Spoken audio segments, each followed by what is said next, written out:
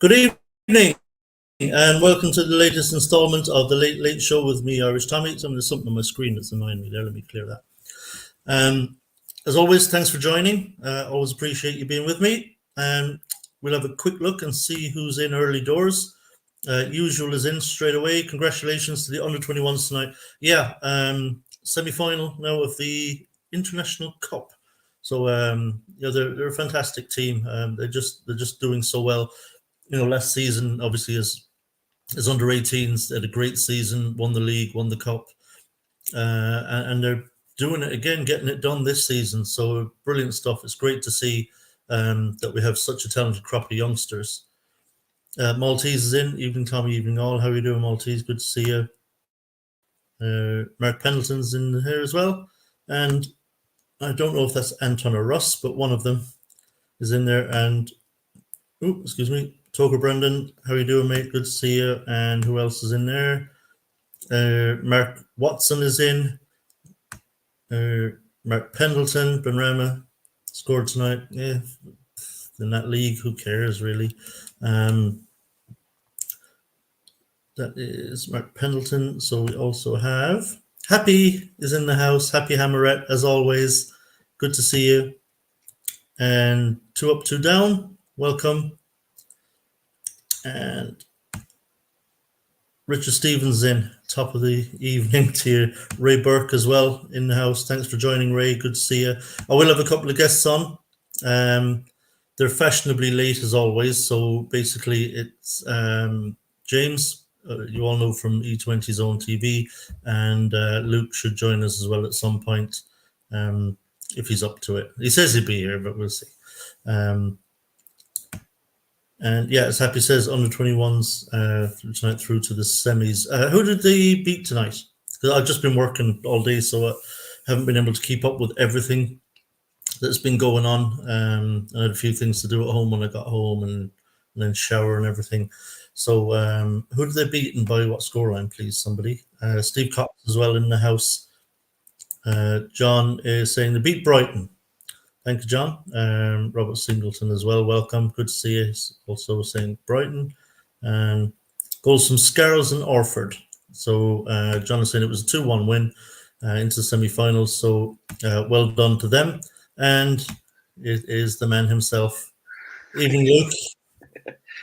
How you doing, mate? You all right? Yeah, good. Yeah. So we were just congratulating the under-21s.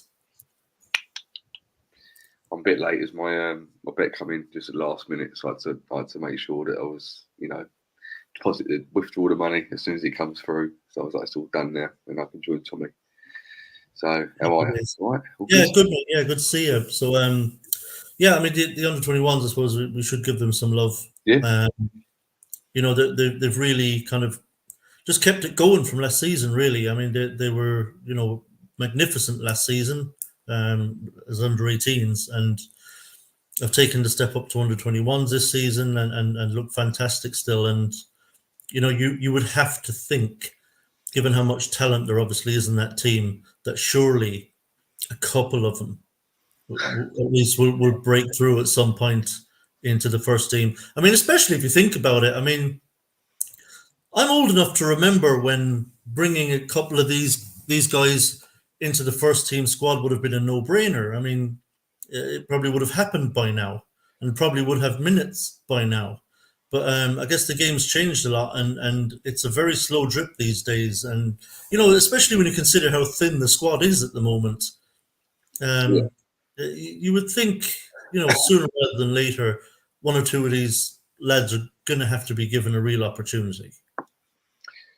Well, I mean, with our manager, there's not much hope of that. And look, on the face of it, it's disappointing that they're not getting the chances because West Ham, the Academy of Football, as we've liked to be called over the years, you know, it's like an incentive that's what West Ham is about. That's what the club stands for. Is we don't just like buying players in the transfer market. We like to bring players through from the academy as well. The only thing that's changed, I think, in the last 2 years is the fact that we've become more consistent in the league, and we've been in Europe, and so to a degree, the levels have gone up. Over the years of West Ham, bringing through youth players, it was like, well, mid-table, we're not going to get relegated, so let's bring a few players through. Or it was cup games, or we were in relegation battles, so we were trying to try something new to try and shake things up. But obviously the standards have gone up now. We've got a better team overall. So I do also understand that there is an old adage that you have to be good enough as well. You can't just give a couple of players that are looking good, the chance to come in on a win because there aren't that many good players in the team as it is. But now it's different, and we have got a team. But obviously, this team are also doing really well.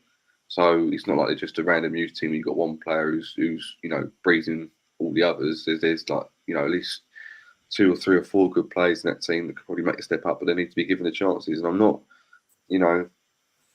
got faith that Moyes wants to do it.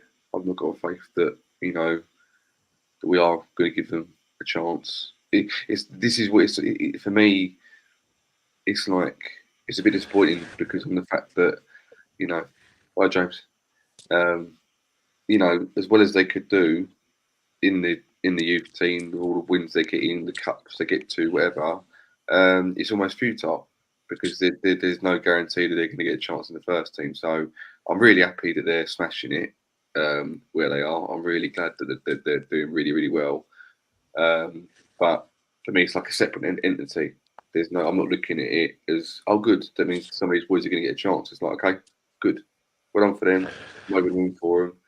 But unfortunately, I don't think they'll be getting a chance. And, if I thought that every single player in the first team, senior team, was bossing it, and, the academy boys have got to be that good to try and get in the team, they'll be like, no, they've got to wait their chance, they've got to take their chance. But when you've got certain players in there that aren't putting the trees up, I think they deserve a chance. But there you go. It is what it is, and you just got to try and roll with it. And congratulate them when they're doing well and when they're winning things, and and then see what happens in the future. But it's just disappointing that you probably won't be able to get just a lot of these players aren't going to be getting a chance in the first team. But that's football as well. So it is what it is.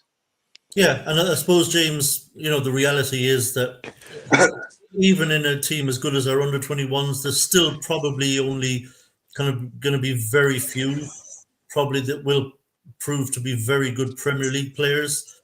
It is a huge step up, but I think given how good they were as under-18s last season and how well they're doing, how brilliantly they're doing this season as under-21s, I don't know, would it be an indictment on the club if none of those players became a kind of regular first teamer at West Ham at any point?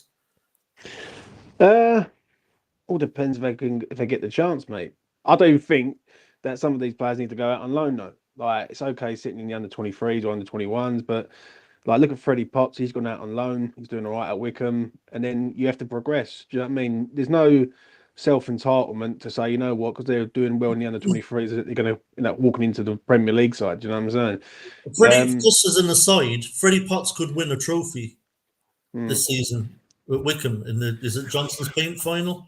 Yeah, but Freddie Potts, Wickham don't realise that they've got a European winner in their ranks already who won the trophy last year. Yeah, he's like, fucking Johnson's Paint, I'm European champion, me. Yeah, I'm European champion, but listen, for what it is, I didn't see the game. I was watching another game tonight, but for what it is, they will get the chance if they're good enough at the end of the day.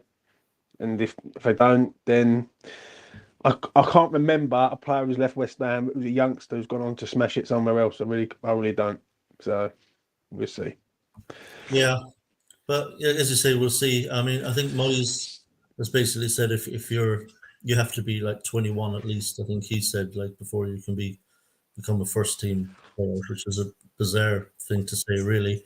Um, given that he was forced to play with Wayne Rooney as a 16-year-old, and he proved to be an unbelievable player even at that age. So it's a shame, but who knows? Maybe that will change by the time next season begins. We may have a manager with a different outlook on things. But speaking of the manager, Luke, I assume you saw his statement about that there's a contract there waiting for him, but he has decided himself to wait until the end of the season to decide whether or not to sign it or not. And the way he was speaking was all kind of weird. I mean, there's so many different stories coming out now, but this was the first one where it's coming basically from one of the mouths of one of the horses, right? So this was David Moyes himself, not some ITK, not some ephemeral source somewhere. This was David Moyes giving information. It was a kind of a weird thing for him to get into. What did you make of it all, Luke, when he said that? It doesn't. It comes at a weird time. It comes at a really weird time.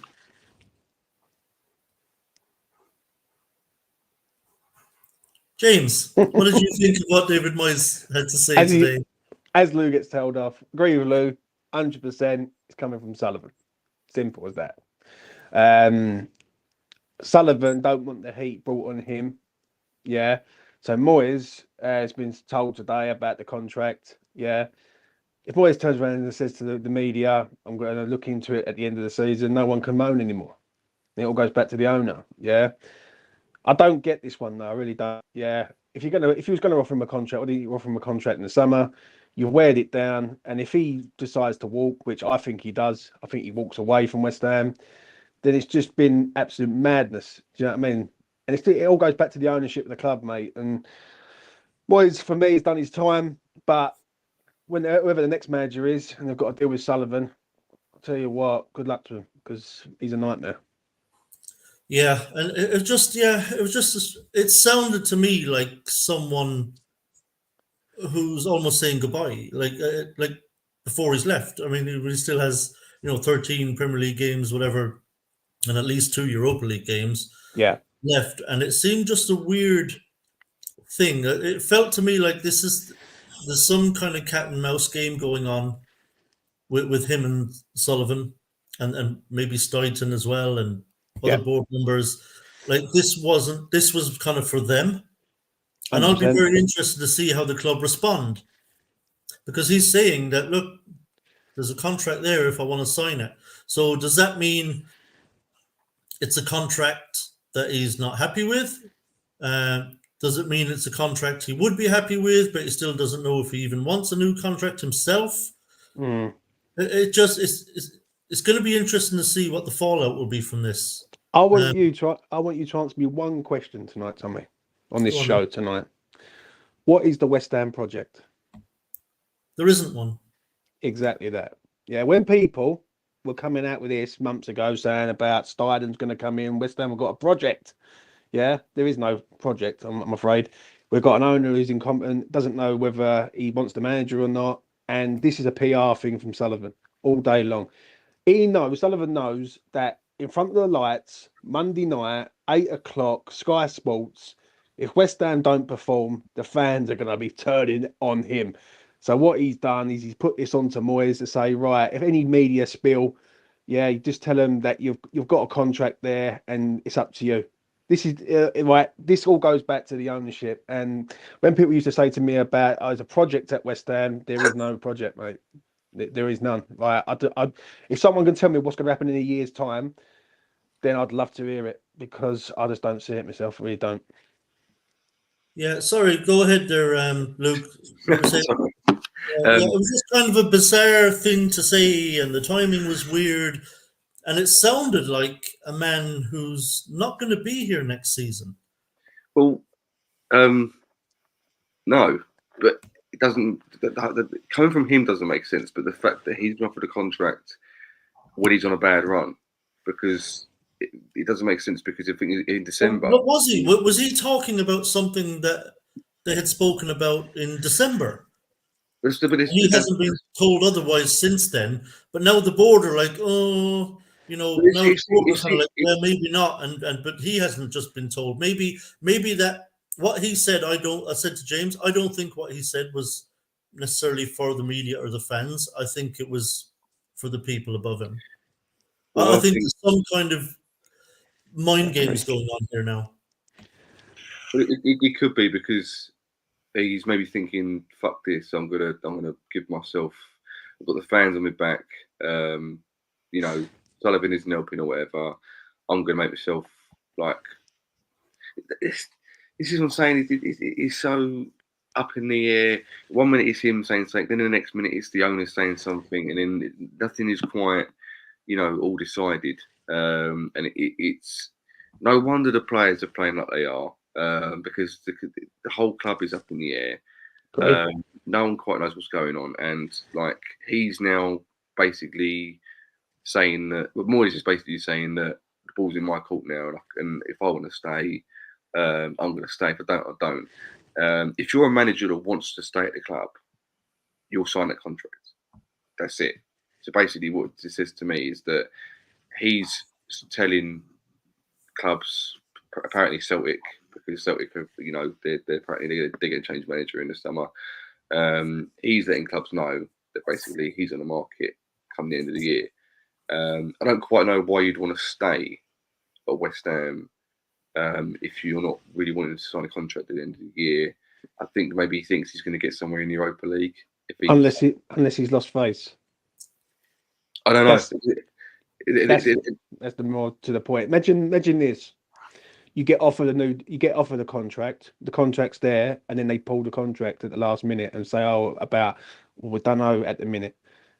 That would lose anyone's face. Let's be honest, right? And maybe Moyes has looked at this and thought, mate, for the sake of my job, I don't want to get the sack, because if he gets the sack, it looks bad on his CV. If he walks away at the end of the season, it don't look as bad, does it? I didn't understand the part when they said about mutual consent, because in the summer he's gone. Like regardless of like, if you don't sign a contract, you're a free agent.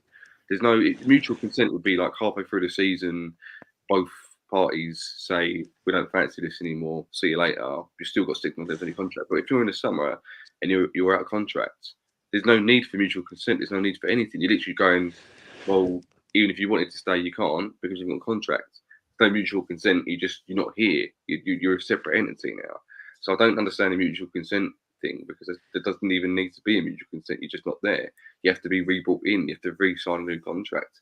So there's a lot of I don't know, poker faces going on at the minute. There's a lot of bollocks being thrown around, and who's got bigger balls than everyone else and stuff like that.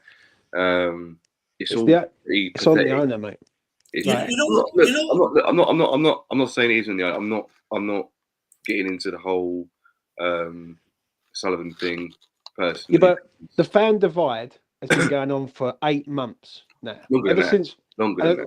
All right, you can say longer than that, but I'm going to use 8 months from Prague. It was there last season, James. Yeah, it was there last season, but you can look at it. We won the trophy. This season's a fresh season. Yeah, this has been going on for 8 months now. Yeah, 8-9 months, whatever it is. Right. For me, yeah, this has been all back to Sullivan. I've been screaming this on E20, right? Turning around in the space, he's saying, look at the owner, because the owner should make a decision, and he's not making no decision. How can we plan for the summer if we don't know who our manager is? Yeah. So we've got to try and get a manager to come in. Then we've got to get the manager's players to come in, and then players have got to fit the style of play that the manager wants to play. The whole thing is a complete mess, mate. Like, do you know what I mean? It just doesn't make no sense to me. It really doesn't. I believe there's something going on in the background with Stardom, because if he's bringing his brother in and stuff like that, then it means that he's implementing some sort of thing in the background behind the scenes. It's almost like, to me, Europe's maybe not guaranteed, obviously. Our main hope, the way we're playing at the minute, is to try and win the fucking thing. But for me, like, they're obviously kind of going, this season's done. We're probably not going to get relegated. So let's let Moyes do his merry dance until the summer. then the project will start after the season's finished, basically. I don't understand it. I've got faith in Stuyden, the way that the club is being run. I don't think he'd stick around if Sullivan was that incompetent. I'm not saying Sullivan is competent. I'm not praising Sullivan in any shape or form, but I'm feeling like he's a background, basically. I don't think he's as prominent as everyone thinks he is. I think that we didn't spend money in January because boys didn't want to spend money, and why would you spend money on a manager that isn't going to be here past 6 months? I don't personally think Moyes has got a guarantee to stay here past the summer. I think he's known it for a little while. He would have to start winning a lot of games to try and guarantee himself. I think they're done. I think they're done with Moyes. I think Moyes is done with the club because I think he's thought that he would have got, red carpet treatment, bowing down to him, thank you for what you've done with the club. He hasn't got that. I think Moyes, Stuyden and Sullivan are doing their own thing. I think it's nothing changes. Nothing changes. Moyes can go. Yeah, I can understand that. Yeah, I just see something there about Moyes in, Moyes out. How about shut the fuck up about it's Moyes in, Moyes out, boys? We're all West Ham fans, aren't we? That's the first thing I will say on that. Right? If Moyes walks out the door and the manager comes in, do you think the structure of West Ham's going to change automatically? It ain't going to change, man. Not while Sullivan's here. Do you know what I mean? The problem is Sullivan. It always will be Sullivan. Yeah, but this is sorry. That's it. No, sorry. Like, Lou, I'm going to be honest. I've heard this stuff all the time about Moyes, yeah? And what Moyes has done is made West Ham go up levels to a point. Yeah. Let's be honest, because where we was to where we are now, this is why we're trying to attract big names to the club. Yeah, understand that. And Moyes, needs to go. I think his time is done. Right, it's time to say goodbye. Yeah, thanks for the memories, but it's time to say goodbye. But let's not kid ourselves here. The ownership of the club is the major problem now. This is because now, we've got an owner who doesn't even know the manager's going to be. Like that just doesn't scream. Like, how can we plan for the summer if we don't know the manager's going to be? I personally believe, and I could be wrong, but I'm going to personally go on a limb here and say I believe that Stuyden has all the plans. Sullivan's a back guy in the background who's saying, "You do what you want to me, boy, and I'll sign on the dotted line." Trouble is people say, "Oh, Sullivan never changed," but then again, when we won when we got the season summer before last season, when we signed about 10 players or whatever it was, when we had when we signed Cornet, when we signed Kera, blah blah blah, all the players come in. No one was moaning about the owners then.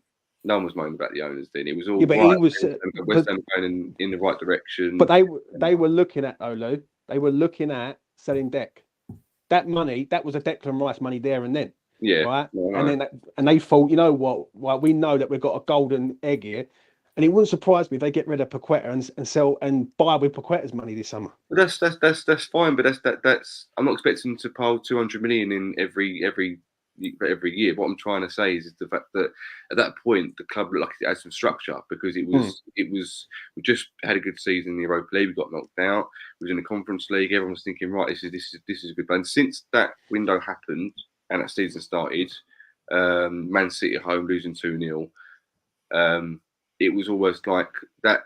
The form never took an upturn hill, and Moyes was under pressure from pretty much that game onwards. And that's when all the Moyes, especially from where I'm considering, that's where Moyes criticisers and people who didn't believe that maybe he was the man to take us any further, getting lucky in the conference because it was a subpar competition, whatever you want to call it. And that's when it's all started. I'm not saying Sullivan's innocent, but the way I look at it is the fact that people can scream Sullivan out for the top of everything, but they had a chance in 2018. Everyone decided that when Moyes come back and we started getting the results and qualifying for Europe, the whole GSB out stuff went quiet. No one cared anymore because we were doing well on the pitch. So now again, the manager's crap or the form isn't good anymore. Suddenly we didn't invest in the last January because Moyes didn't want to invest. He didn't want to bring players in. And then suddenly Sullivan's problem again. So Sullivan's the reason why Sullivan pulled the rug under from Moyes' feet in this window. I'm not saying 100%. I'm not saying Sullivan's not. I'm not saying Sullivan. I'm a Sullivan fan. I'm saying I've always been against Sullivan. I've always been against the owners. But what I'm saying is everyone's now going, oh, well, there must be a reason. There must be people to blame. Oh, let's blame Sullivan then because the whole structure of the club is in limbo. And I agree with that to an extent. But this is what everyone was saying back in 2017, 2018, and everyone forgot about it for 2 or 3 years. So, in my opinion, I couldn't care less whether people got a problem with the owners because it's always someone to blame, and they never really. The owners are for me. Just to say this, the owners are the major problem of West Ham. Right. Major problem, because you've got an owner who's incompetent, who doesn't really care about the club. I use this as an example. When people say about I'm going to give up my season ticket, do you think David Sullivan sits there and goes, "Fuck me, I'm going to lose a customer"? No, right?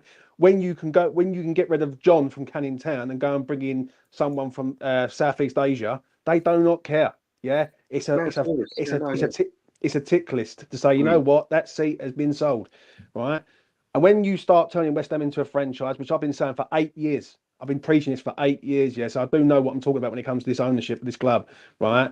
I look at them and I think, you've sold Moyes down the river to a point. Moyes does need to go. The fans have had enough, and rightfully so. But the expectation of the fans has gone up to another level now, and now Sullivan's got to deliver a top-end manager. He can't deliver a cheap and cheerful manager because that's not acceptable anymore in the West Ham community. Do you know what I'm saying? Like Steve Cooper or an Offatelli or whoever it is, that's not the bracket that we want to go at. Do you know what I'm saying? So for me, out of interest, what do you see Stuyden's role as? Stuyden wasn't brought here by Sullivan. He was brought here by Daniel Kadinsky. Because Kadinsky last November was very, very pissed off with the way West Ham was being run, and he said he went out and he got he went out and got Tim Stuyden. That's a common fact. Look it up. I'm not even bullshitting on that. So for me, Sullivan hasn't really done a lot in bringing Tim Stuyden to the club. That's on Daniel Kadinsky at the end of the day, and that's why Daniel Kadinsky's getting. Like I do forget about Kadinsky. To be fair, I do think he doesn't really come to the public eye much, does he? It's always doesn't. No, it's there, so you do sort of forget. But then Katinsky's got to take some sort of flack. Surely, if he's a voice there that gets listened to some capacity, then he has to be looked at as going. Well, but it's like I think some of the dynamic that's going on here is that Sullivan doesn't want to lose Stuyton this summer because that would be really, really embarrassing. Because he knows once Stuyton leaves the building and is in another job, that's when he'll talk about why he left.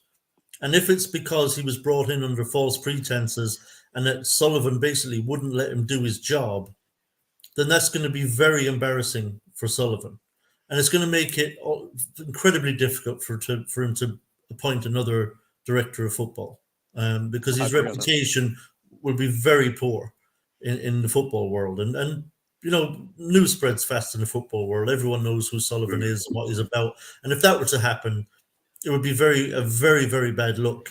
So I think Stuyton has strong-armed Sullivan, probably with the backing of Kretinsky, to say, look, you either let me do my job or I will go. Because there's no point me being here if I can't do my job. So, and I suspect he's probably won that battle. So I think Stuyton will have a big, big say in who the next manager is. And I really hope that's the case because the last thing any of us want is Sullivan appointing the next manager. I think whoever the next manager is, I think we'll all sit back, look who the manager is and think, is that Stuyden or is that Sullivan appointment? Yeah. But thankfully, I believe Stuyton will ultimately choose the next manager. Now, it will still require the approval of Sullivan and all that. But I think Stuyton has put himself finally in a position where he has quite a lot of power. And I suspect that's also largely one of the reasons that I think David Moyes will walk at the end of the season. I think he will, sure. Regardless of whether he gets offered a contract, I think Moyes will say, you know what, Stuyton's got the power now. The fans are all over me. I'm taking a lot of flack about style of playing. Just Moyes today, when I saw him, when he was saying that, it just looked and sounded like a man who's just had enough. We're just kind of done with it. So I don't think there's a contract coming for Moyes. I don't think he'll sign a contract anyway. I think there's an understanding already in place that he's going to go with the handshake and the statement. We'd like to thank David Moyes for his. Do you think Do you think it will come out towards the back end of the season that he is going to leave and he isn't going to sign a contract? Because I can't. If he is going to leave, and I do agree with you, I think he does walk. Well, I really do. But if he is to walk, do you think it should be told that he is going to leave at the end of the season rather than stay?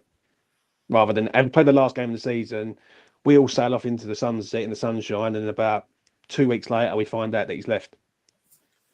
What do you reckon?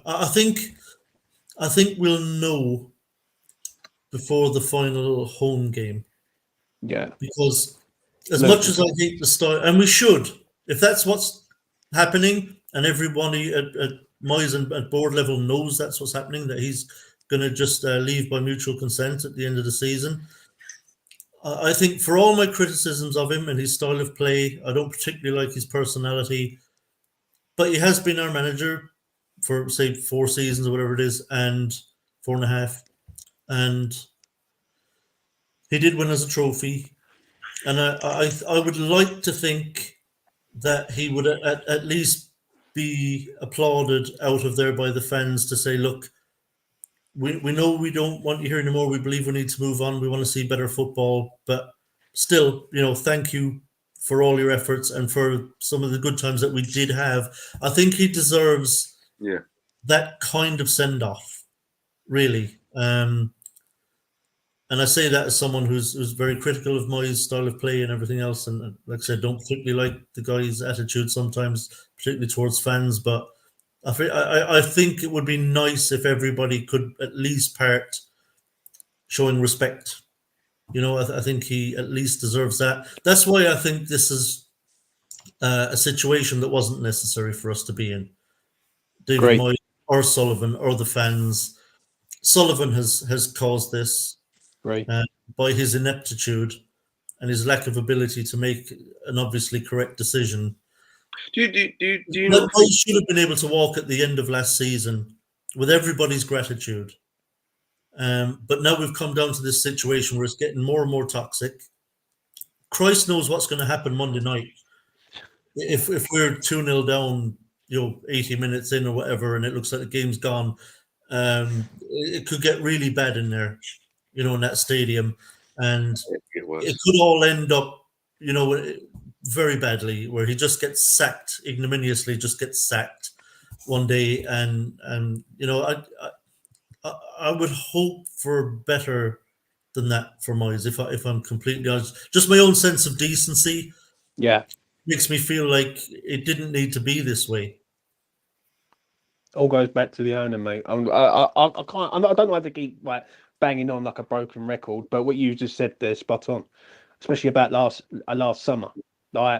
There was a choice to be made last summer. You either back him or sack him. Simple as that. If he wasn't good enough the previous season, and you thought we got away with it, and we won the trophy, you could have let him go. The problem is now, if we don't get Europe, we've got to start again from scratch. Literally from scratch. We've got to try and rebuild a squad. We've got to try and compete again in the top half of the league. And really, it all goes back to the owner just sitting there going, you know what, I'm going to let him wind his contract down because I'm not going to invest any money into a new manager when I've got one here. And it's as simple as that. It really is. You're going to say something, though? Yeah, I was just going to say, do you think, how can I put it? Because we haven't had, if you say 2-3 months ago, or when we was beating, I don't know, Man United at home and stuff, and if he'd have come out and said, we're giving David Moyes a new contract now, or if he said the opposite and said no, if he made a decision at some point this season, because it hasn't always been consistent this season, results wise, performance wise, we've had good performance in some games, good results in some games. I don't think, to my mind, it should have, like you said, it should have been done at the start of the season. You say, right, we're going to give him another rolling contract. He's here to end the season whether we like it or not. But it hasn't been like that. But I think there's a reason. I'm not sticking up for Sullivan. I'm trying to look at it logically, where I don't think at any point any of us really knew whether he. Well, at one point he deserves a new contract. At another point he doesn't deserve a new contract. And I don't think the fans really can. We've all at one point goes, yeah, he's probably earned a new contract, and then a few games later, it's I don't think he does deserve a new contract. The reason, stop. the, What I'm the saying reason, is that if you're signing Bowen on a 7-year contract and you get this project talk and stuff, you've got Tim Steiden in his ear going right, getting Kaczynski in his ear going right. We'll see how it goes in the summer because it's in limbo. We're still in Europe. We're still top 8 at the time. I'm not saying like last week. I'm saying the week's just gone. It's not for me. It's not quite as easy as just to go make a decision now because I think the season's been in limbo for quite a long time as well, and I'm not quite sure that I can. It's as black and white as people think it is of him going right. I don't like the limbo effect of 1 week Sullivan comes out and talks sport and says we're going to offer him a contract, and the next week Moyes says it and he doesn't get offered one. And but it takes the heat off Sullivan though, mate. What it is, right? I say this, yeah. Before today's news, the heat was firmly on David Sullivan and the ownership of this club. Yeah, Moyes was getting heat. Yeah, but now Sullivan starts to get heat. All of a sudden, they've offered me a contract, but we're going to discuss it at the end of the season. It kills everything stone dead. Because who's really going to go in the ground on Monday and start going, Moyes out, when they said they're going to discuss it at the end of the season, right? You can do that, but what's the point? Because you know what the scenario is. Say if we lose the next 3 games or whatever, and he gets... I don't care, mate. Sullivan does not... Listen, if you think Sullivan cares... Sullivan does. I'm just saying that it is the way that the media work, the way Moyes works, the way everything that has been around the club over the last few months, when pundits are saying, I can't understand why West Ham fans are moaning, you're really there.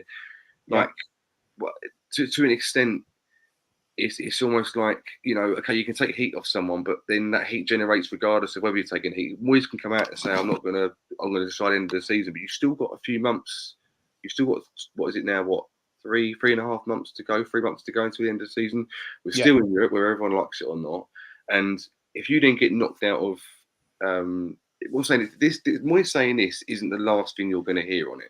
This is going to go on throughout the rest of the season until he goes, because it does take heat off and whatever. But that doesn't mean to say that the next 3 months fans are going to go into the stadium and go, oh, no, it's all right because he's going into the season, because it's not guaranteed. Because it's not. There's no guarantee that what Moyes has said in this conference today is still legitimate in the next month, because we've got a month of games worth to go. It could all get toxic again on Monday night. The Freiburg game, we might not even go through. And I know everyone's going, oh, it's a brilliant draw, it's a fantastic draw. That doesn't mean. If Moyes loses the next 4 games in a row, I don't blame David Moyes. I blame David Sullivan for allowing it to carry on. Because if you've got an ambitious owner, you would have sorted this out. You would have just sorted this out, right, and gone, right. You got the fan divide. You've got the Moyes in, Moyes out. Yeah, the Moyes out have upped their ante and gone, and they are the majority now. Whereas before, it was the Moyes in who was a bit more sort of, a bit more balanced, right? If this carries on, Moyes don't give a fuck. He's out the door at the end of the year. He can wave bye-bye and say, you know what, I've done my time. You crack on. The problem is David Sullivan sits on his hands. He sat in his hands last year. Yeah, after the Leicester game, and we lost, I think it was 2-0 or 2-1 at home. He had a decision to make before the World Cup. Are you going to sack him? No, you didn't. He sits back, does nothing. Then it was the Everton game. It was either win or bust. Rafa Benitez was incoming. Yeah, because I had a lot of money on that. I actually lost. So then nothing again. So if David Moyes can go through last season unscathed, I think he goes through this season unscathed, mate. If I'm being honest. Do you know what I'm saying? There's a point to me where I've kind of made the point a few times where maybe I'm not putting my point across well enough. I don't know, but I don't know. Just before you get into it, Luke, I just wonder if Sullivan himself is coming under a little bit more heat at boardroom level. If the likes of Kretinsky, there are other investors there. If the likes of Kretinsky, Trip Smith, whoever else, are saying, it's more Kretinsky than anything. Look, this you've given him a lot of time. You've given him a lot of rope, particularly last season. In a horrible Premier League season, and you're doing it again now. I think Sullivan's maybe coming under a little bit more pressure this season to do something, and I suspect Moyes might be closer than some of us think to the axe. Certainly, if the crowd really, really turn. I mean, all we've had so far really are a few boos at half time or a few banners boos and at full everything. time. Yeah. But if that starts to ramp up, say on Monday night, if we play badly again and lose, then it's going to start getting a bit rowdy in the stadium, and I think at that point Sullivan, I think, would start feeling the pressure that, okay, I didn't want to sack him last season because we still have to keep paying him until the end of his contract or until he got another job. But now it's, even if you sack him now, you're only kind of continuing to pay him till his contract runs out at the end of the season. So there's that too. It'll cost a lot less money to do it now. So I don't know. I understand exactly what you're saying, and you might be exactly right, James. He may be under no threat whatsoever, for all I know. But my suspicion is actually, for the first time now, I think he is potentially close to getting the axe. I agree with what you just said about Sullivan at boardroom level. You're absolutely spot on. And I think Sullivan looks at this and thinks, "Well, I might have to act."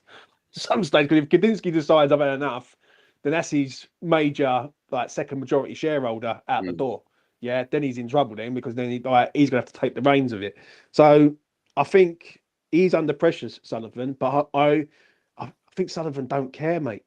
I don't think Sullivan's going to be here in 2 years. I really don't. I think he's out the door in 2 years. And this is what I actually think Sullivan's trying to do. I think Sullivan's trying to get Moyes here for another couple of years, right? And then try and look to sell the club. And when that contract runs out in 2 years' time, a new owner comes in, takes over the club, lets Moyes go and brings his own manager in. I just don't see it right now. Do you know what I'm saying? But it ain't just Moyes. Listen, Moyes can leave in the summer, but there's loads of stuff that's a problem at the club right now. There's the project. Like, I asked this to Tommy just a minute ago, Lou. Yeah, I asked you the same thing. What is the West Ham project at the minute? Because I don't know. I don't know what it is at the minute. Like, we've got players who are on peanuts, who look like they're out the door in the summer. Paqueta looks like he could be going. If Man City come in and they lose Bernardo Silva, he's gone. So there's a lot. It ain't just Moyes. I think I disagree. I think I disagree that Sullivan is going to give him a new contract. He's trying to. I think he might want to, but yeah, I think for that to happen, I think we'd have to have a very strong finish to the season. I really do, and it's hard to see that happening at the minute. You know, I find it difficult to believe that with the Steidton situation, with Kretinsky breathing down his neck, I just don't see Sullivan giving Moyes another contract and being able to. I think it would cause too many ructions at the top end of the club, at that boardroom level, possibly, yeah, at sporting director level. I just think Moyes' best case scenario is that he sees out the rest of the season. To be honest, I agree. I may be wrong. You might be proved, James, but that's just my gut feeling is that Moyes' best case scenario. I just think this season, as a fan, and I can understand it from the Moyes out, like, and I even said it on E20 the other day, funny enough. Like, I get it. Like, I get your frustrations and your passion, because it is shit and it's hard. But I think what it is with some people, and I use me as an example, sometimes maybe I'm just too loyal, and I'm looking too, like, I'm just too loyal to the club, and I'm too loyal to it, and think, come on, just keep going. And sometimes people stand back and look at it and think, no, this is not right, so it's got to change. The issue is that this season has just been building up from the moment the season started. Like, do you know what I mean? If Moyes wins a few games, Moyes in, people are very much happy about it. If Moyes loses a load of games, then Moyes out, people can't wait to get back in. And the major issue is, and I will say this, is if you take Moyes out the equation, fresh start for everyone. It's as simple as that. Everyone's got a fresh slate. No one can go at anyone, and it takes everyone out the firing line. So I don't know what the future holds at the minute. I'm nervous for next season, though. I won't lie to you. Like, I know people say about the new manager, it's exciting and all that, but West Ham need a lot of spend in the summer to try and, like, restructure this side. Like, because we've got a lot of players, as I say, are leaving, and I just don't believe that they're going to do it, mate. I really don't. Yeah, I mean that's one of the things for me as well that sticks in my craw. I mean, I agree with you on Sullivan, everything you said. I can't wait for him to fucking sell the club. He's been a terrible owner. but he has backed Moyes with transfer funds. He has done that, and for Moyes to have spent, it's approaching $500 million in his time here, and for us to for Moyes to have spent that much money, and for us to have the second oldest squad in the league and the thinnest squad in the league is hard to fathom, really. It's mismanagement. It just is. And like you say, I just don't want to see Moyes having so much say in transfers anymore. Yeah, having a thin squad isn't the problem if you get the best out of it, which is what he's done notoriously for the last 4 years. He's never been big on using subs. We all more or less know and have known for years what he's starting up with. But just quickly, just to get this, take your West Ham hat off a minute. Take your West Ham fan hat off. Right, and think of it from a business perspective, right? Because I've done it for quite a few times this season. Because I've been Moyes out for a long time, got my own reasons for it. I was at one point Moyes' biggest fan. That shows you how much I've changed with it all. But when everyone was still on his back, say I don't know, 2 months into the season, even, right? Why should, just purely from a footballing perspective and a business perspective, why should Sullivan get rid of Moyes? Because you can't. Let me tell you why. Because you cannot have Tim Steidten and David Moyes in the same building. Right. Tim Steidten does not want to buy David Moyes players. Mm-hmm. He doesn't want to buy those kinds of players. Right. He doesn't want to hear about Harry Maguire. You know what I mean? Like, I don't see how you can keep both in the building. And I think Sullivan knows damn well he cannot have both of them in the building next season. Right. I think if because it's coming down to Steidten or Moyes is going to lose that battle. I'm not saying he won't, but I'm saying during the season, like when everyone's going, he should be sacked, and obviously Williams sacked. I just can't stand the football, and I've got my own reasons sort of thing like that. But what I'm saying fundamentally, why should Sullivan have pulled the plug on him during this season? Because as much as we don't agree with the pundits don't understand the Moyes out thing, the pundits are obviously backing Moyes to the hill, right? But they have got a point, because fundamentally, statistically wise, there is actually no reason why Sullivan should get rid of him this season. Let him go in the summer, make it evident that you're there. Well, I would agree with you on the first half of the season. First half of the season, from a Sullivan point of view, there was probably no good reason to get rid of Moyes. But now, I think it's changed now, because, if you want to talk about business decisions and money, every position we drop in the league costs the club money. I agree now. The lower we finish, the less money we get. And it's not a small amount of money either. We're talking in the millions. Plus the fact that the way we're playing right now, Freiburg will knock us out. Yeah, I agree. Of Europa League, they just will, and that's money and prestige as well. So I agree with you, Luke, up until recently, like the last couple of months. But I think the last few weeks, 2024, basically, I think this terrible run we've been on, I think, has probably changed everything. And I think maybe for the first time now, Sullivan might be prepared to actually pull the plug for business reasons. Yeah, no, that makes sense. But it would also make sense to say, right, you go at the end of the season, we'd be like, I mean, for me, this is probably. I know we got Tim Steidten and everything like that, but I was saying at the start of the season, when you've got the manager at the helm, you either do one or two things. You either tell Moyes you've got a director of football who's making the transfers and he's signed the players. If you don't like it, see you later. Been thank you for what you've done for the club, but that's the way the club's going now. Or if you are going to fully back the manager, then you say, right, you want Harry Maguire, you want McTominay, we'll go and get McTominay, we'll get Harry Maguire, we'll go and get them both. That's the way you do it. So where the future of the club is concerned, I think that for me, I will be excited when Moyes goes, because I think that the club will go in a better direction. I think the trouble is that people don't got much faith at the minute, because they don't see it with the owners that they've got, which is fair enough. But I've got faith in Steidten that if he's bringing people in, and what he's done with Leverkusen and everything like that, with bringing the players in, I'm not sure if some of the managers have been linked with. I don't think Tuchel's maybe the Tuchel's the man to get the hot seat. But I've got faith that it'll get better because it has to. There's no you wouldn't like Steiden. If things aren't going to improve and get better, he'll bring his man. He'll bring in his manager. Who'll take us forward. And I think we'll look back on this season, no matter what happens, as we had to go through that to get where we are now. And it might even end up being that bad a season if it goes the way it goes. But yeah, I just think that I've got faith that come the end of the season, it will get better. Like the whole ethos of the club will get better. I don't think it's bad now. Like it's bad. It's bad on the pitch. It's bad on the pitch. Don't get me wrong. I hear you. Yeah, 100% agree. Yeah, it's bad on the pitch, but we're not in a bad moment. We're not.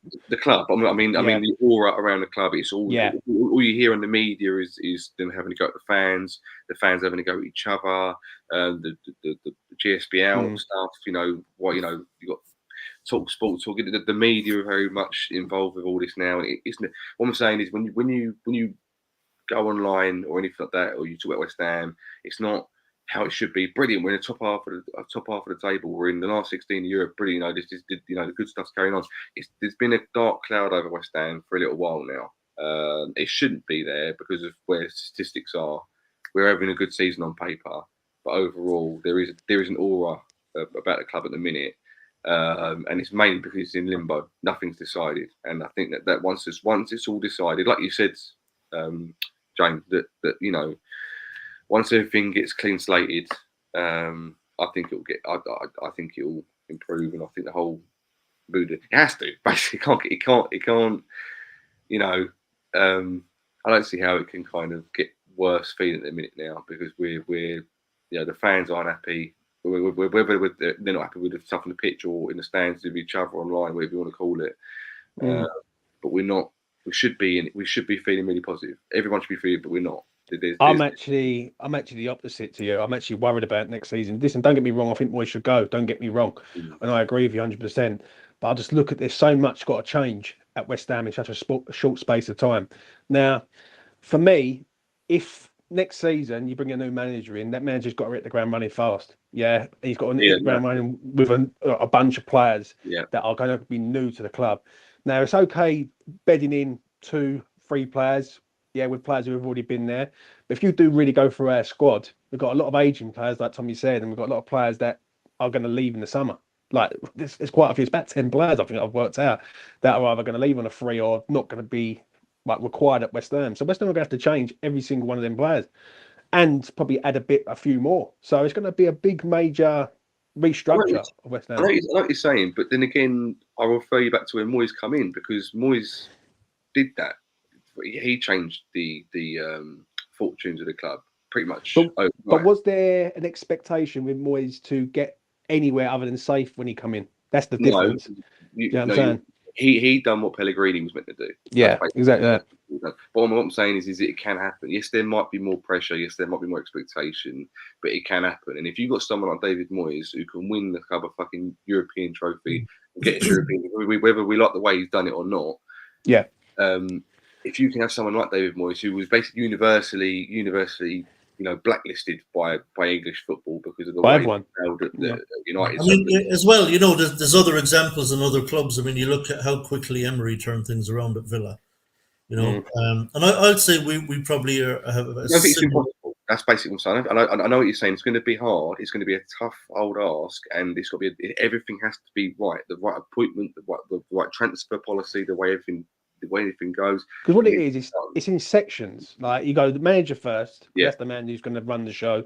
Then you've got to buy the players to match the manager's philosophy and style of play. And then basically the manager and players have got to adapt that to the pitch. So it's quite a lot to try and justify in a sort of summer sort of break. I would hope that somehow we qualify for Europe again. But I would be willing, me personally, and I'm not saying everyone else is going to be like this because we don't live in that sort of world, but I would be willing to give the new guy a chance. Like first 10 games, I don't mind if I can see the football on the pitch, for example. With Iriola from Bournemouth, Didn't start off very well result wise, but they could tell that they were playing some good football, and it's starting to change now. Their football just starting to get better. That's told me to be patient with new managers. So what would be the expectation next year then? Because for depending me, depending on who we get manager wise and the players we sign, and depending on where we finish this season, I would say. Say we finish 10th this season, right? Do we have to match that next season? Like, if we finish 12th next season, is that a failure, or is that just it's one of them seasons where we've got a new manager in and got to adapt?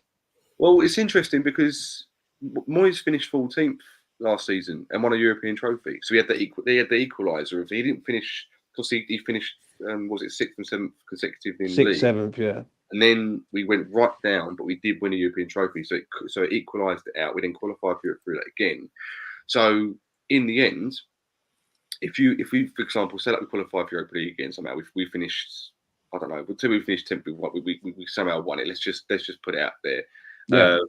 I would say the football has to be fundamentally the football has to be good, but I think you need to have some sort of like contingency plan. Right, we're going to be a European football. If we finish 10th, I think that the new manager will have to get some sort of European football again. Yeah, just to answer that question, James, I think next season, if we have a new manager, I think we'd have to be demanding a top 10 finish.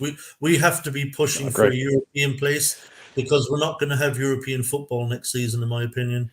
So I think we will be able to concentrate most of the time on the Premier League. Obviously, we'll have some cup games, and you'd hope the manager would take those seriously. But we won't have European football to contend with next season. I just don't see any way we're going to go and win the Europa League. No. So I'll just stop putting it out there. But I think the new manager would be heavily backed in the summer. He already has some very, very good players there to work with.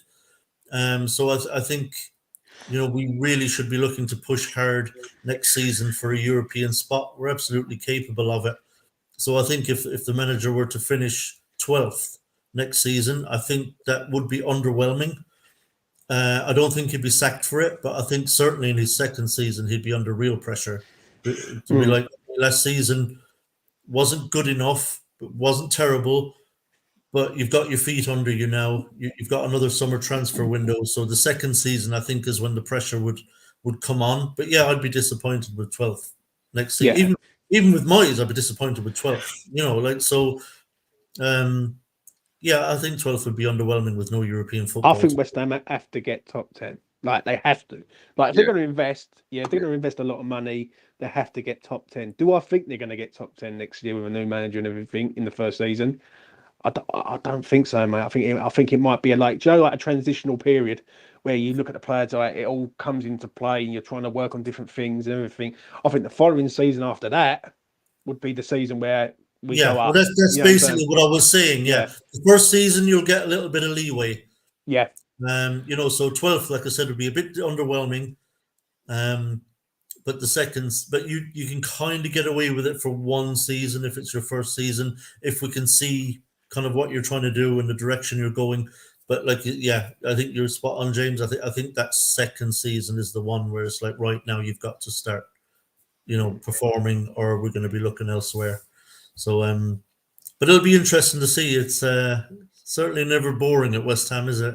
No. So the next few weeks, up to the end of the season, going to be very interesting. Will Moyes see out the end of the season or not? Will our form improve or not? But I suppose first up is Monday night, Luke. Brentford, which is probably not a great game for Moyes to be looking into, to be going into on the back of these last three results, particularly when we've shipped a lot of goals, haven't scored any, looked really, really terrible. Brentford is not probably one of the teams he would have wanted to be playing this Monday, because it has to be said, in previous encounters in the Premier League, Thomas Frank has had his number, and has gotten the better of him. Despite the fact that they're below us in the table, they're maybe not having as good a season as they would have liked, but they've got Ivan Toney back now. Thankfully, Mbuemo is injured. Won't have to face it as well. But I was going to say feeling confident for Monday night, but it seems a kind of silly question to ask. It would be almost impossible to feel confident going into this one, wouldn't it? Yeah, it's a tough one to be confident about. Obviously, there will be some that are confident, and I respect them for that. It's just ironic because the last game we played against them, we was an Antonio / Benrahma shot away from being 3-1 up and probably winning the game. And then after that happened, we didn't have a look in, and they went and obviously won the game themselves. They're a bit of a bogey team for us. I think they want to start the new Brighton for us, but we don't tend to really look good against them either. We don't tend to look, even I think we were, on good form. We tend to Brentford, and they just seem to have our number, like you said, Frank's got a number. So it could get quite toxic in there as well Monday night. It's under the lights. It's I mean, if it goes bad early. Well, I don't think it's necessary about the scoreline. I think it's about how we play. I think we've got, people said they wanted to see a reaction from the players after we lost to Arsenal, and we didn't see one from West Ham basically. I'd be interested to see how the players react at home again against Brentford, because I think he's lost the gesture to an extent. I'm not saying they all don't like him. Obviously, you look at his favourites who are going to back him up, and he's going to back them up, Moyes. But I can't see us playing well again on Monday night at all. I think we've lost energy in that team. That the whole the team just seem to be clueless. They seem to be lacking ideas. They've got no energy going forward or back. Zuma's, I think he's checked out. Personally, I think he's not the player that he once was at all. On his day, ironically, for a defender who's got one leg, he's their best defender on his day. But I don't look forward to games now at all. I actually hope we don't lose by a lot. It's really sad, kind of, really, because I should be looking forward to games. I should be buzzing about games. I should be going, full support. But I'm resigned to defeat before games even start at the minute. So, ironically, I never bet against West Ham ever, but I think last season when we lost 2-0 to them, I think it was, I had full confidence to beat us 2-0, and it was the worst thing. And I put a bet on us, and I lost, and I'm happy with it. I lost because I don't want to bet on West Ham to win and to lose my bet, whatever, win my bet. So I'm not confident at all. And I think it'll be another 2-0 loss, and I think Tony will have our number again, and they'll 3 or 4-0 us maybe. And I just said 2-0, but maybe it could be worse than that. So not looking forward to it at all, basically. Yeah, I doubt you're looking forward to it either, James, because as Luke was saying, after the absolute shambles against Arsenal, just a game where not a single player covered themselves in glory. We were hoping to see a kick against Forest, and there was none. So, and particularly given that Brentford's record against us under Thomas Frank has been very good, I assume you're not particularly confident either. Nah, mate. Nah. If there's one team you don't want to face, it's Brentford, a team that I don't think we've beaten ever in the Premier League. So we've got a bit of a problem. We've got a bit of a problem there. We need a reaction, and we need something to happen. I thought the Forest game was embarrassing. Listen, everyone can say about Moyes, but I think some of these players need to look at themselves in the mirror. They really do, and they need to represent the shirt and like the badge and the fans who what I'm saying. Like they just didn't the other day. I see what. But just on that point, James, just before you talk about specifically about the game Monday, just on that point, do you think this is just a form issue where the players are just not at it, or do you think there's something deeper? Do you think this is a group of players that just don't believe in it anymore? Do you think it goes that deep? I think it's a bit deeper. I agree. I think some players are bang out of form, and some of them look like they just don't care. Like the whole back line is just weird. It just doesn't make no sense. Even Emerson the other day at Forest wasn't good. But But I do think it could be something a bit more deeper, a bit more in depth, like behind the scenes that we probably don't even know about. The Kurt Zuma for me, like I see someone say about him being captain. I don't understand that one. Like No, he's been okay this year, right, to a point, but he's not captain material.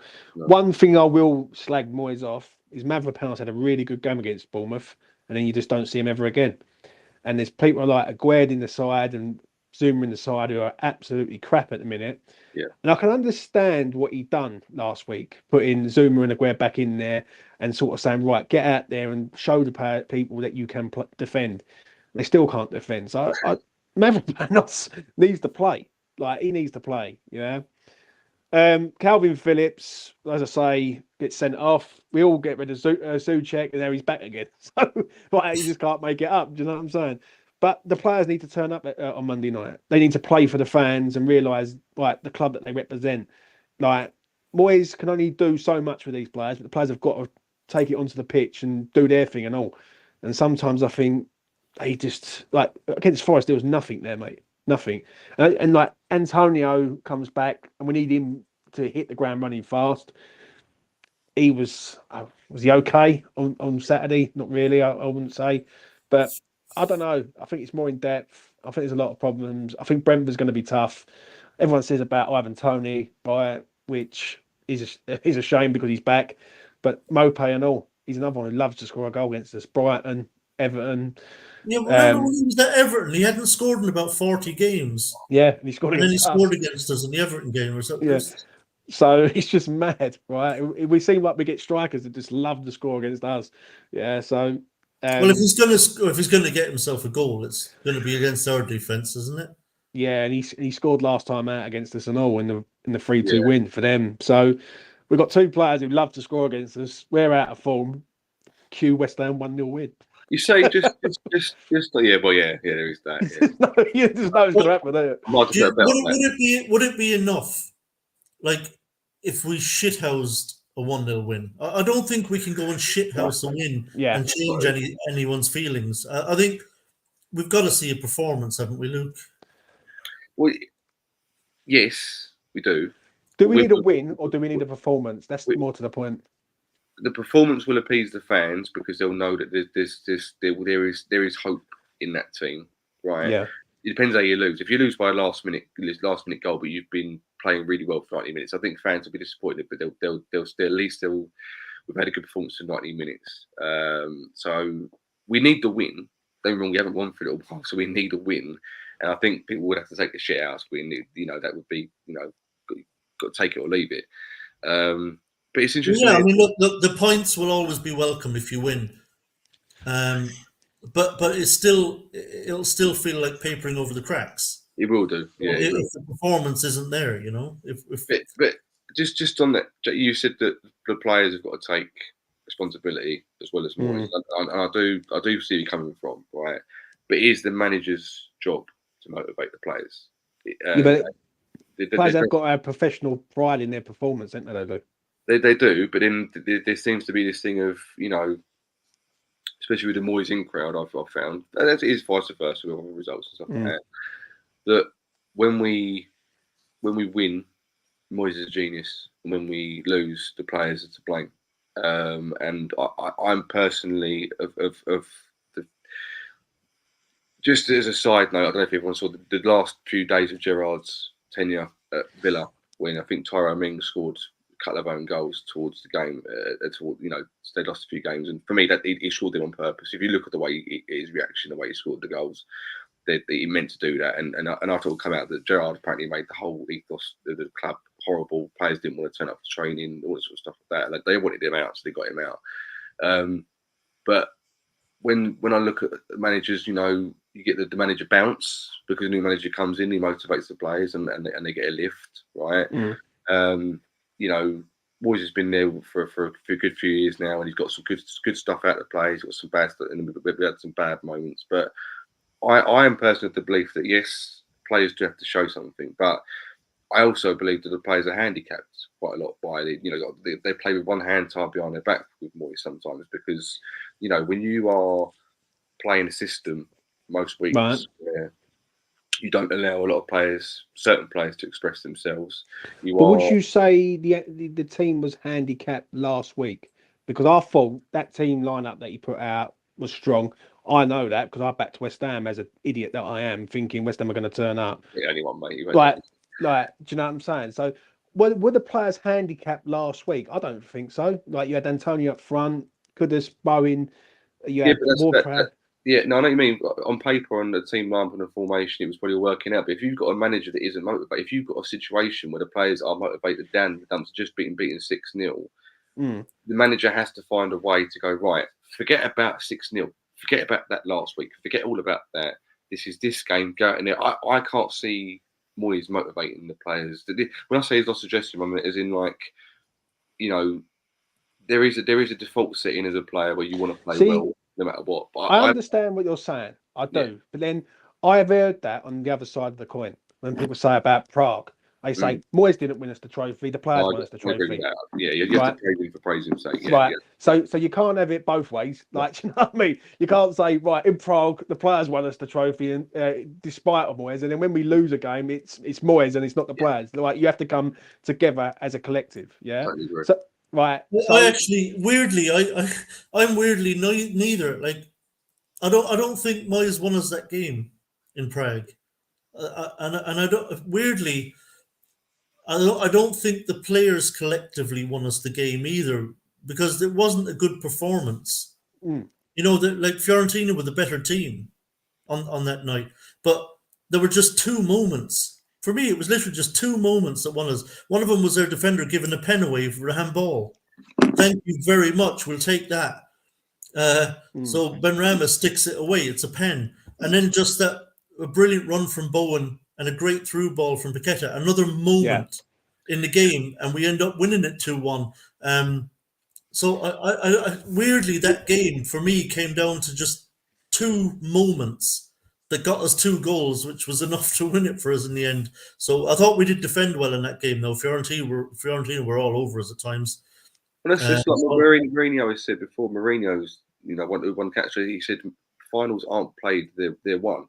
Like, like the whole point of a final is to win it. Like, you can play well for all the other rounds, but if you play well and then lose the final, it's almost all for nothing. And I mean, like the handball, for example, they give us a pen. It could just as easily have happened at the other end. It could have, but we've lost it because of a silly handball. One moment of bloody madness from someone. I just look at it that like the players have got to step up now. Like surely them keep losing every week and losing heavily isn't like doing them good. So they've got to come together and go say, come on, right, we need to put in a performance tonight. Like, is there any leaders in this team currently right now? That is the real question, and I think don't see no one. I think Alvarez is. Yeah, Alvarez. I think he should have the armband on Monday night. Yeah, it's very interesting. I don't know if anyone saw it. I think it was the Arsenal game. Alvarez, the camera pan where I was watching it, the camera panned to Aguerd and Alvarez, deep in conversation. They were both talking to each other and everything. They were saying something. I think at one point Alvarez was going to Aguerd like, "You're not taking in what I'm saying to you here." And like Aguerd was like, "Right, conversation's done. I'm going to go back to." It was like, "No, we're talking." Like there was like, you could tell that he was trying to get something through to him. It was either Aguerd talking to him or we were talking to Aguerd. And there was something that they were saying that they were trying to understand who each other was coming from, and half it was going in, half it wasn't, because they were going, okay, right, okay, no, we'll switch that around, now we'll do something else, and it wasn't. And then are we going to lose 6-0? But you can try as hard as you like on the field, and my only point on this would be that if you're set up to a certain way, where if you're fully pumped for a game and you want to go out and prove yourselves, the mind goes to attack rather than defend. If you're saying, if a manager's going to say, we're going to counter attack and we're going to sit back and we're going to soak up all the Nottingham Forest attacking and then try and hit them the counter, if you're pumped, you're going to do something like Calvin Phillips does, where he goes and gets 2 yellow cards because he's pumped. He wants to go and prove himself. He goes and makes 2 stupid decisions where he pushes someone over and he goes, kicks, and he makes a decision. And to my mind is that if you want to go and win a game of football, you attack, you try and win the game of football. You don't just try and soak up pressure and try and nick a few goals, which is Moyes' ethos. And then that takes away, for me, the way we've been playing, whether the players want to prove it or not. If you're told to play a certain way, that you can't express yourself in the way you want to because you're being told, no, don't do that, do this. I don't care if you want to run down the wing and try and score a goal, you're going to hold back and you're going to play this way that I'm telling you to play. And half it's tactics and half it's the way I don't see, me personally, I'm being a bit naive and I'm being a bit stupid here, but I don't see Moyes as being someone who galvanates a team in the change room, doesn't put his arm around the players and go, right. I agree with you on that, but I do think like player like professional pride has to come into account here because keep losing every week, like whether or not it's Moyes galvanising them, like as Roy Keane says, like the players have got to take some responsibility. I agree with some responsibility. I think Do you know what I'm saying? And like you can't keep like looking at the manager, the players ain't doing it all the time. How would you just out of interest, because I do find this subject really interesting. I don't mind being proved wrong on us at all. How would you want to see the players react if you think the player's going to do it on his own and going to go fuck this as a collective? We've got to try and do something. How would you think that would then come across? Would you think you'd be seeing more tackles? Do you think it'd be like when the ball I goes want up, West Ham to be more committed. Yeah. I want West Ham to be keep playing sideways and back for a start, like sideways back to Kufal, to Zuma, to Aguerd, and like I want West Ham to be 2 or 3 passes and then forward, like that's it, like and be a bit more like trying to run at people, trying to be more adventurous, have shots from outside the box. Like, yeah. So what if you're then told by a manager not to do that? That's what I'm getting. That's kind of what I'm getting. Yeah, but if you're outside the box and a ball comes in, yeah, the manager's not saying to you, don't have a shot. Because otherwise, is he trying to say that we're going to score in the 18-yard box every single time? Like if there's going to be moments where the ball's going to come out to someone, they're professional footballers, Lou. Like they're entitled to have a shot if they fancy it. We don't create enough chances to make that. That's what I know exactly what you're saying. But what you've just said there is a thing to go to goal. I'm saying the way we play football, we very, very rarely create. It's like we go back to go forward. Really we need to be getting the ball out and up the line. The problem is, and it all goes back to sort of our defence to a point. On the left-hand side, Emerson will go beyond the winger. Yeah. On the right-hand side, Sufal will go forward, run down the wing, check his run, cut back, and pass it sideways or back. And I swear, just please, anyone watching this right now, watch it Monday. Sufal will run down the wing, check his run, pass it back or pass it sideways. Yeah, and it's always the same thing. I'm not saying it's just him, but if you're going to keep going backwards, you're never going to go forwards. Do you know what I'm saying? So it is frustrating, but I just need to see. I need to see a performance. I know what you're saying. I do know what you're saying. Do you know what I'm saying? And we need to see something happen. Like, just listen. If West Ham can get the win on Monday, it's a start. That's the real thing. Because I think we need a result. I think if we lose the game, I don't know where we're at, if I'm honest, because like it just seems like we are a sinking ship. But if we draw the game, it's like we're in limbo also. Like it was interesting. I don't know if anyone saw it. Actually, you reminded me of sinking ship. The interview that I think Nick Yorkins had with Jeff Stelling on TalkSport. Yeah. For ages we've been told what you moan about. You're 6th in the league. Moyes has done brilliant for you. And then suddenly, Nicky went, "Oh, well, we're 9th." He went, "But you could be 6th in next week." I'm thinking, "Hold on, you were telling us we were 6th 3 weeks ago, so now we've got to get back to being 6, like you said." I just thought it was one thing I didn't like what Jeff Sterling said there is he said something along the lines is, "What do you expect? You're a West Ham fan." Like that is like the upper sort of snobbery of sort of like mainstream media. I didn't like that at all. I thought that was quite offensive because. Yeah, that sort of really sort of turned my guts a little bit to say, like, hold on a minute, you're trying to mug us off, yeah, and we are West Ham United. Like, we are one of the longest serving clubs in the Premier League. Do you know what I mean? So it's just to talk to anyone like that, to talk to any club like that, as if like you're a little old so and so, you stick where you are. What do you expect? You're a little club here and there. I just think it's a disgusting way to talk about a club in general. It just happens to be that obviously we're West Ham and we are. But he's since he's gone to TalkSport, I'm not a fan. That's just me. Yeah, all right. I'm gonna before we go, as usual, I'm gonna ask you for your score predictions. James, what have you got? And as well as scoreline, tell me, do you think we'll get a performance or not?